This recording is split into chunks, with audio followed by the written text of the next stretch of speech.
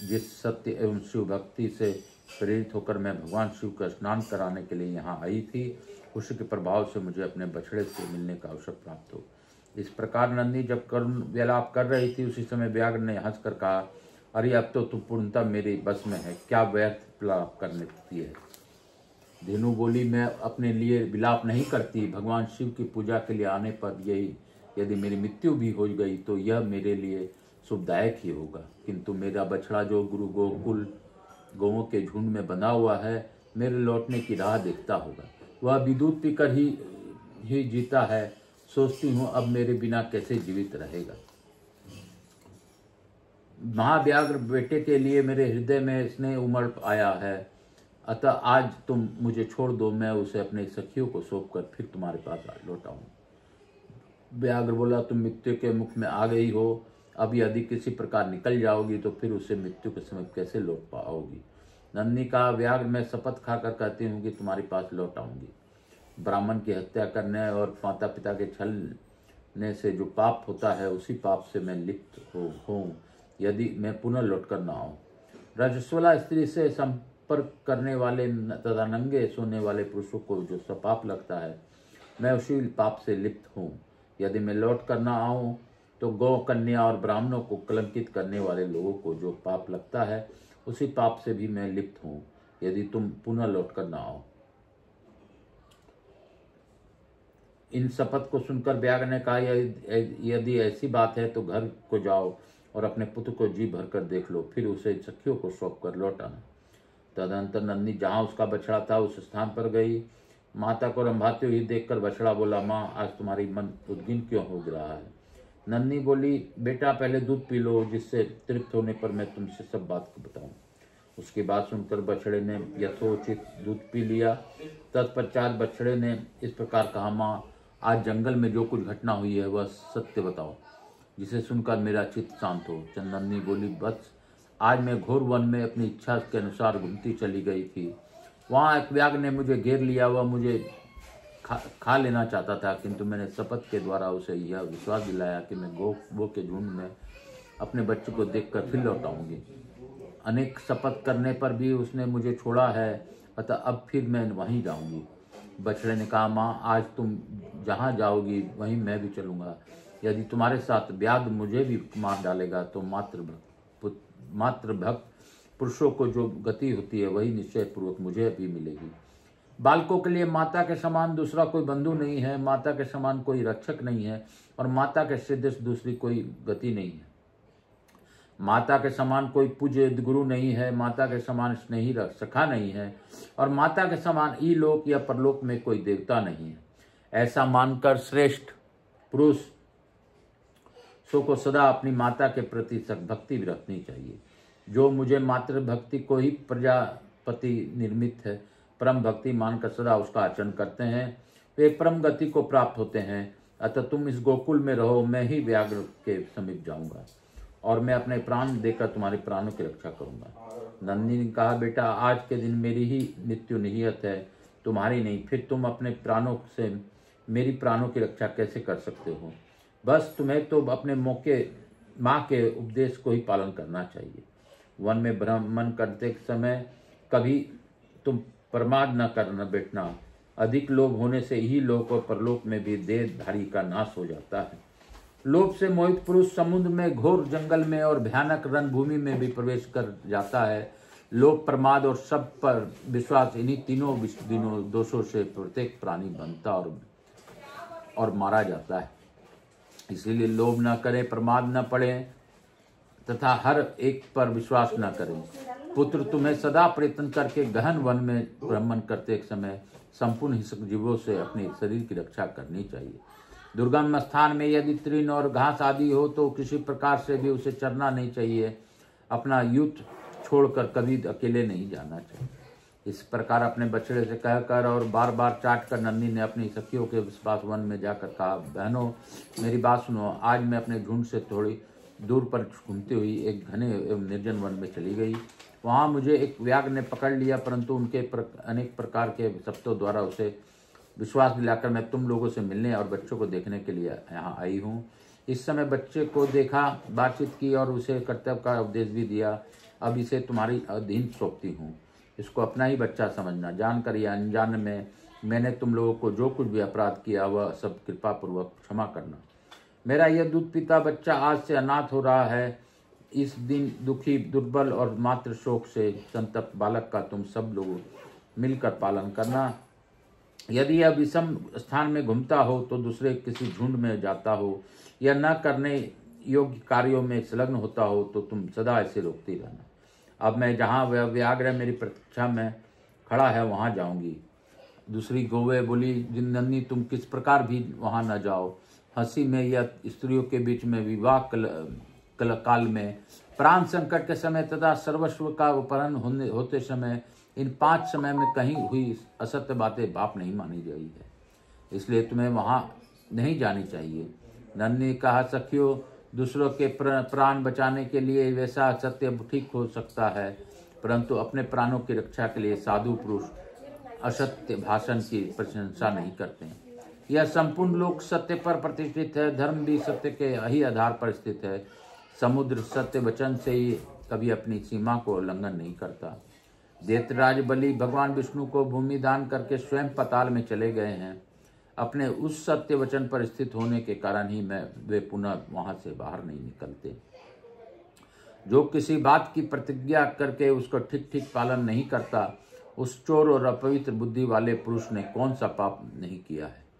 सखियों ने कहा, नंदी तुम समस्त देवताओं और दैत्यों के लिए भी वंदनीय हो, जो कि सत्य के रक्षा के लिए दुष्त्यज प्राणों का त्याग कर रही हो। कल्याणी तुम तो स्वयं इस धर्मार्थ वचन बोलने वाली हो, समस्त सद्गुणों में संलग्न हो और सदा सत्य में स्थित रहती हो। हम लोग तुम्हें क्या शिक्षा देंगे। महाभागे जाओ, बच्चे के लिए शोक न करो। तुमने हमारे लिए जो आज्ञा दी है उसका हम सब पालन करेंगे, परंतु हम सब बात को जानती हैं कि सदा सत्य में स्थित रहने वाले प्राणियों का आरंभ किया हुआ कोई भी कार्य निष्फल नहीं होता। सूर्य कहते हैं, महर्षियों, नंदी अपनी सखियों से इस प्रकार बातचीत करके उस व्याघ्र के पास चली दी और जहां वह व्याघ्र खड़ा था वहां जा पहुंची। वहां पहुंचकर नंदी बोली, महाव्याघ्र, मैं अपने सत्य और शपथ पर स्थित रहकर तुम्हारे पास आ गई हूँ। अब तुम मेरे मान से यथेष्ट तृप्ति लाभ करो। सत्य का आश्रय ले प्राणों का भय छोड़कर पुनः अपने पास आई हुई नंदी को देखकर वह दुष्टात्मा व्याघ्र भी बड़े भारी विराग में को प्राप्त हो गया। व्याघ्र बोला, सत्यवादिनी, तुम्हारा स्वागत है। सत्य पर स्थित रहने वाला प्राणियों का कभी अमंगल नहीं होता।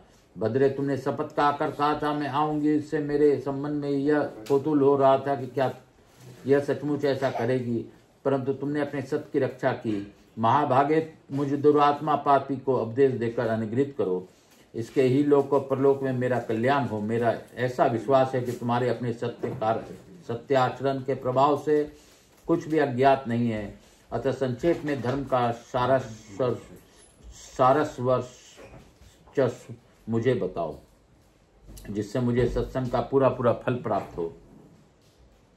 नंदी बोली, सतयुग में तप की, त्रेता में ध्यान की, द्वापर में यज्ञ की और दान की तथा कलयुग में एकमात्र दान की प्रशंसा करते हैं। जो समस्त चराचर प्राणियों को अभय दान देते हैं, उनका वह दान सब दानों में श्रेष्ठ है। इसमें बढ़कर दूसरा कोई दान नहीं। व्याघ्र बोला, सुबह यह अभय दान तो उन प्राणियों के लिए उपयुक्त हो सकता है जिनकी जीविका अहिंसा से अन्न आदि का आहार करके चलती। हम जैसे जीवों का जीवन निर्वाह तो हिंसा के बिना हो ही नहीं सकता। अतः जीवों को हिंसा करने वाले मुझे अधम के लिए भी जो सुखदायक और उत्तम धर्माचरण में सहायक हो वैसा उपदेश दें। नंदी ने कहा, यहाँ वन में एक महान शिवलिंग है जिसे पूर्व काल में बानासुर ने स्थापित किया था। उसी के प्रभाव से आज मैं तुम्हारे संकट से मुक्त हुई हूँ। तुम प्रतिदिन प्रातःकाल उठकर उसी को परिक्रमा और उसी को प्रणाम किया करो, इससे तुम्हारे मनोवांछित सिद्धि प्राप्त होगी। ऐसा कहकर नंदी ने व्याघ्र को वन के भीतर ले जाकर उस शिवलिंग का दर्शन कराया। वह उसका दर्शन करके तत्काल व्याघ्र की योनि में मुक्त हो पूर्वत राजा कलश के रूप में परिणित हो गया। पूर्व काल में दुर्वासा के लिए दिए हुए शाप का अपने वैभव संपन्न राज्य का उन्हें स्मरण हो आया। तब उन श्रेष्ठ राजा ने नंदी से कहा, भद्रे, मैं हेही वंश में उत्पन्न कलश नामक राजा हूँ। पूर्व काल में मुनिवर दुर्वासा ने मुझे कारणवश मुझे शाप दे दिया। जब पुनः मैंने उन्हें प्रसन्न किया तब वे बोले, नंदी धेनु, जब तुमसे वन में शिवलिंग का दर्शन कराएगी तब तुम्हारी मुक्ति हो जाएगी। निश्चय तुम नंदी हो, यह बात मुझे अपने साप का अंत देखकर ज्ञात हुई है। शेष धेनु, यह तो बताओ, यह कौन सा देश है जिससे मैं अपने घर का मार्ग ढूंढूं कर पुनः वहां पहुंच जाऊं। नंदी बोली, राजन, यह सब पापों का नाश करने वाला चमत्कारपुर नामक क्षेत्र है जो सर्व तीर्थमय है और संपूर्ण कामनाओं का देने वाला है। राजा ने कहा, नंदी, तुम्हारा कल्याण हो, अब तुम जाओ और अपने बालक को मिलो। गौओं के झुंड में जाकर अपने सखियों तथा सौहृदों को दर्शन करो। मैंने पूर्व काल में ब्राह्मणों के मुख से इस क्षेत्र की महिमा सुनी थी और इसे सदा देखने की अभिलाषा भी थी, परंतु राजकाज तथा भोग में आसक्त होने के कारण मैं इसका दर्शन नहीं कर सका। आज जब यह तीर्थ स्वयं ही मुझे प्राप्त हो गया है तो अब मैं इसे छोड़कर नहीं जा सकता। सौभाग्य की बात है जो महात्मा दुर्वासा ने मुझे वैसा शाप दिया, अन्यथा इस उत्तम क्षेत्र की प्राप्ति मुझे कैसे होती। ऐसा कहकर राजा ने नंदी को विदा कर दिया और स्वयं दिन रात उस शिवलिंग का ध्यान करते हुए वे वहीं रहने लगे। उन्होंने भगवान शिव के लिए कैलाश शिखर के समान गगनचुंबी मंदिर बनवाया और उन्हीं के आगे बैठकर बड़ी भारी तपस्या की। तदंतर शंकर जी के प्रभाव से थोड़े ही दिनों में परम दुर्लभ सिद्धि प्राप्त कर ली, जो योग यागी जनों के लिए भी दुर्लभ है। जो मनुष्य मार्गशीर्ष मास में वहां भक्तिपूर्वक गीत और नृत्य आदि का आयोजन करता है वह परम गति को प्राप्त होता है। दुर्जवरो, इस प्रकार मैंने तुम्हें कलेश्वर जी के महात्म का वर्णन सुनाया जो सब पातकों का नाश करने वाला है। बोलो शंकर भगवान की जय, कलेश्वर महादेव की जय। काल हर दुखहर दारिधर कष्टहर हर हर महादेव।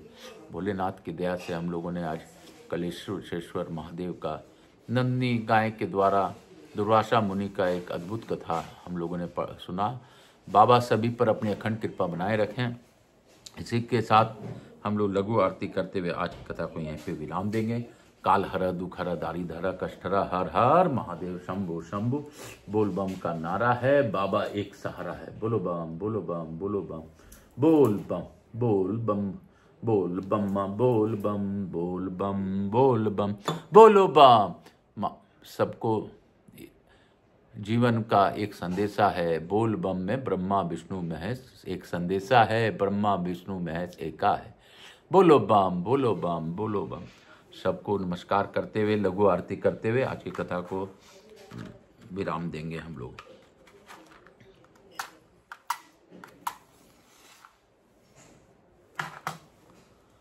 कर्पूर गौरम करुणावतारम संसार सारम भुजगेन्द्रहारम सदा वसंतम हृदयारविंदे भवम भवानी चैतन्यवामी। श्री राम जय राम जय जय राम, श्री राम जय राम जय जय राम, श्री राम जय राम जय जय राम।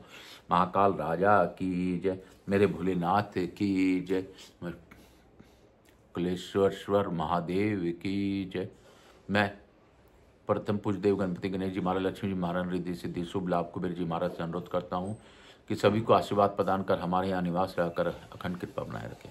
आवाज समझ देवी देवताओं से अनुरोध करता हूँ कि आप सभी लोग को आशीर्वाद प्रदान कर अपने स्थान को गमन करें, पुनः बुलाने पर पधार का आशीर्वाद दें। मैं अपने भोलेनाथ मैया पार्वती को धन्यवाद देता हूँ कि उन्होंने कल मुझे नाना बनाया और आज यह अद्भुत कथा पढ़वा कर समझा कर हम लोग पर कल्याण किया। बाबा की कल्याणमयी कथा यूं ही हमारे जीवन में बनी रहे। काल हर दुखहर दारिधर कष्टहर हर हर महादेव शंभु शंभु। बोल बम का नारा है, बाबा एक सारा है। बोलो बम, बोलो बम, बोलो बम, बोलो बम, बोलो बम, बोल बम, बोल बम, बोल बम, बोल बम। बोल बम में एक संदेशा है, ब्रह्मा विष्णु महेश एका है। बोलो बम, बोलो बम, बोलो बम।